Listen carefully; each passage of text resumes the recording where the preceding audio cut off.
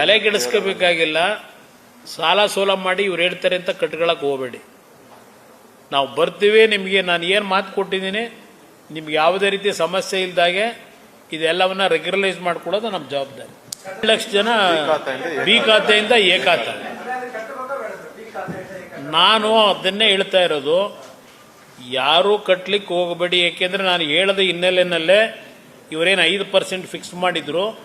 ಯಾವಾಗ ನಮ್ಮ ಜನ ದುಡ್ಡು ಕಟ್ಟಲಿಲ್ಲ, ಕೊಟ್ಟಿದ್ರಲ್ಲ ಟೈಮು, ಗಡುವು ಕೊಟ್ಟಿದ್ರಲ್ಲ, ಗಡುವು ಮೀರೋಗಿ ಎಷ್ಟೋ ದಿವಸ ಆಗೋಯ್ತು. ಈಗ 100 ದಿವಸದ ಗಡುವು ಕೊಟ್ಟವ್ರೆ.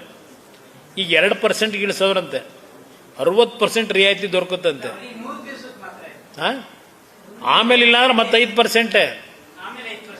ತಲೆ ಕೆಡಿಸ್ಕೋಬೇಕಾಗಿಲ್ಲ. ಸಾಲ ಸೋಲ ಮಾಡಿ ಇವ್ರು ಹೇಳ್ತಾರೆ ಅಂತ ಕಟ್ಕೊಳಕ್ಕೆ ಹೋಗಬೇಡಿ.